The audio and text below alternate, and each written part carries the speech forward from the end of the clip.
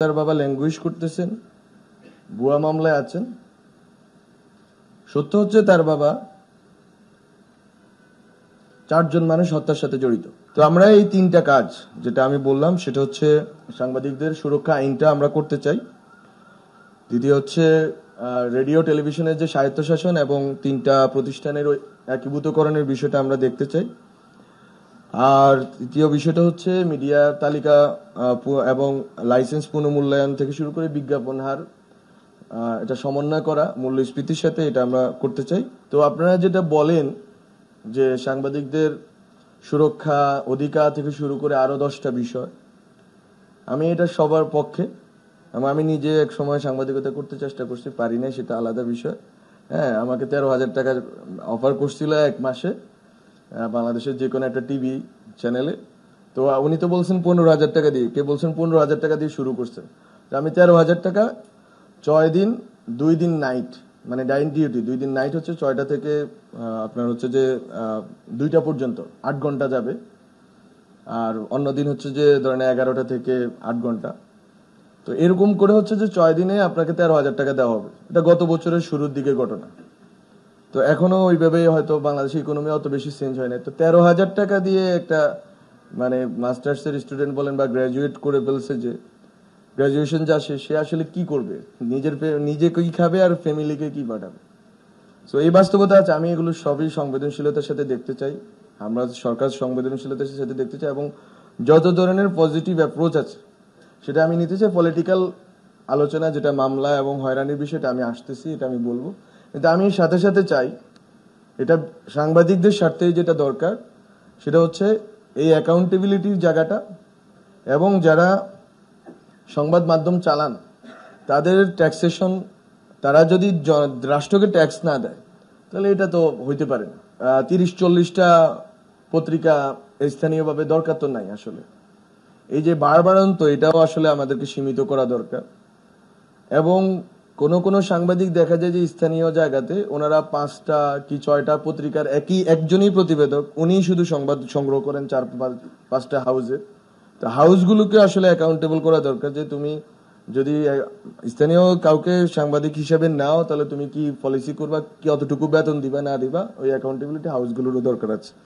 না হলে ওখানে যে সাংবাদিক তিনি যদি 1,000 টাকাও যদি না পান ন্যূনতম, উনি দুর্নীতি করতে বাধ্য। এটা হচ্ছে স্বাভাবিক নিয়ম, যে আসলে আপনি যদি তাকে একটা গুড লাইফ না দেন তাহলে তো ডিগনিফাইড লাইফ না দিলে উনি দুর্নীতি করতে বাধ্য। তো এই জিনিসগুলো আমার সংস্কার কমিশনের রিফর্মস এর জায়গা থেকে বলার ছিল। 3-4টা কাজ এটা আমরা করব আগামী 1-2 মাসের ভিতরে। মানুষ সবকিছু লিখতে পারতেছে।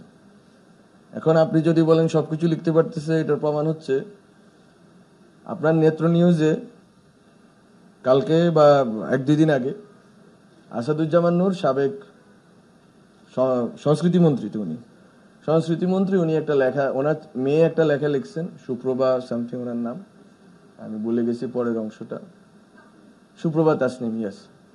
সো উনি একটা লেখা লিখছেন। উনি ওই লেখাতে বলতেছেন যে তার বাবার বিরুদ্ধে কোনো স্পষ্ট অভিযোগ নেই এবং তার বাবা ল্যাঙ্গুয়েজ করতেছেন, ভুয়া মামলায় আছেন। সত্য হচ্ছে তার বাবা 4 জন মানুষ হত্যার সাথে জড়িত। এবং আমি পার্সোনালি হত্যার শিকার এবং গুম এবং হত্যার শিকার একটা ফ্যামিলি মেম্বার, একটা মহিলার নিজে কণ্ঠস্বর আমি শুনছি একজন সাংবাদিকের মাধ্যমে। সে ভয়েস রেকর্ড পাঠাইছে, এটা আমার কাছে আছে। এটা নীলফামারীতে 2013 কি 14 সালে যখন ওনার গাড়িতে হামলা হয়েছে, 5 জনকে মেরে ফেলছে আওয়ামী লীগের, 13 কি 14 ঘটনা। তখন অ্যাজ রিভেঞ্জ আকারে আওয়ামী লীগের লোকরা যে দায়িত্ব ওনার উপরে বর্তায়, ওখানে গুম করলো, খুন করলো 4 জন লোককে।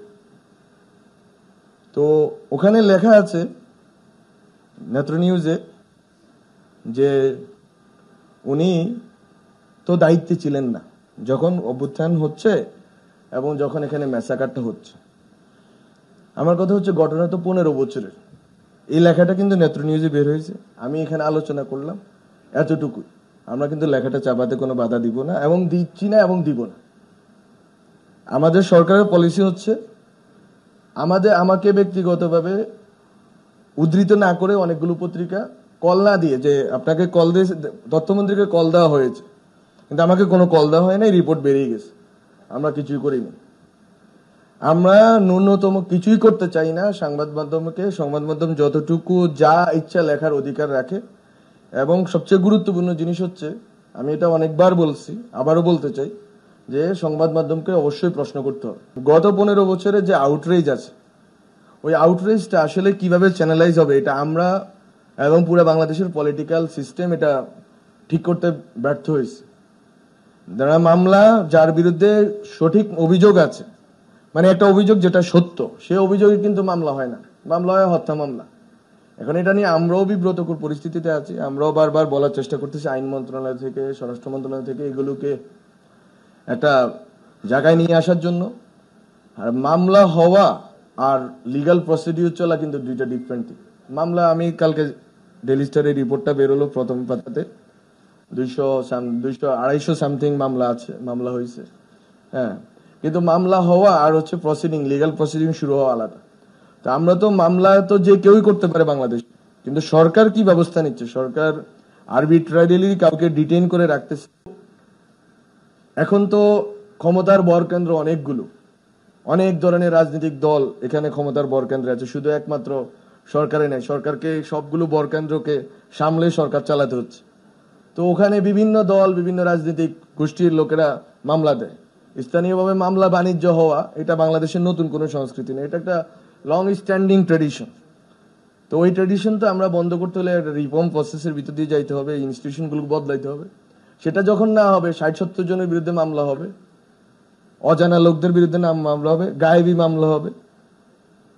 গায়েবী মামলা হয়ে এই যে দরপাকড়, এটা চলতে থাকবে। এটা তো আপনি তো রাষ্ট্রের একটা ইনস্টিটিউশন, শুধু মিডিয়ার সাংবাদিকদের নিয়ে বললে হবে না। এটা তো একটা নাগরিকও এটা শিকার হইতে পারে, আমিও কালকে ক্ষমতা থেকে নেমে এটা শিকার হইতে পারি। তো আমি তো এটার বিরুদ্ধে, আমরা এটার বিরুদ্ধে। তো এই প্রসেসটা চলতেছে যতক্ষণ না রিফর্মস এগুলো বাস্তবায়ন হচ্ছে, এবং একজন সত্যিকার অর্থে বললেন পলিটিক্যাল কনসেনসাস যদি এটার ভিতরে না থাকে। আমি ওই দিনে আমার মন্ত্রণালয়ের একটি বৈঠকে বলছি, পলিটিক্যাল কনসেন্স ছাড়া এই সংবাদ মাধ্যমের স্বাধীনতা সম্ভব না। কিন্তু আমি মনে করি যে কোনো হাউসে আজ পর্যন্ত হামলা হয়নি, এটা আপনাদের মানতে হবে। এবং প্রথম আলোতে যেদিন হামলা হয়েছে সেদিনই প্রথম এই ডিমোরালাইজড পুলিশ, যারা ডিমোরালাইজ ছিল ছাত্রদের সাথে সংঘর্ষের পরে এবং ছাত্রদের হত্যার পরে, তারা কিন্তু প্রথম লাঠিচার্জ করছে প্রথম আলোর সামনে, এবং খুব বেধড়ক ভাবে পিটাইছে যারা বিক্ষোভ করছে। ওই বিক্ষোভকারীরা কিন্তু এরকম না যে তারা আমলিক করে, তারা সব আবার জুলাইয়ের লোক, কিন্তু বাঁচছে। ওরা যে আপদ করছে, গরু কুরবানি দিতে গেছে। আমি মনে করি এই কালচার, এটা একটা আমাদের তর্ক করতে হবে, এটা তর্ক সাপেক্ষ বিষয়, যে এরকম একটা প্রতিবাদ আপনি করতে পারবেন কিনা, যেটার কিছু কমিউনাল মানে ইঙ্গিত আছে। কিন্তু ওখানে কিন্তু তাদেরকে ঢুকতে দেওয়া হয়নি। এবং আজ পর্যন্ত দেখবেন না বাংলাদেশের কোনো হাউসে, ইভেন কোনো স্থানীয় যে হাউসগুলো আছে, কেউ আক্রান্ত হয়েছে। তা আমরা মনে করি সরকার যথেষ্ট চেষ্টা করতেছে সংবাদ মাধ্যম যাতে স্বাধীনভাবে কাজ করতে পারে, এবং যারা সাংবাদিক আছে তারা যেন সুরক্ষা পায়, এবং হয়রানি মামলা থেকে শুরু করে যা যা আছে সেসব হয়রানি থেকে মুক্তি পায়। কিন্তু আমি মনে করি যে কোনো ফ্রিডমে, দুনিয়ার কোনো ফ্রিডমেই আনকন্ডিশনাল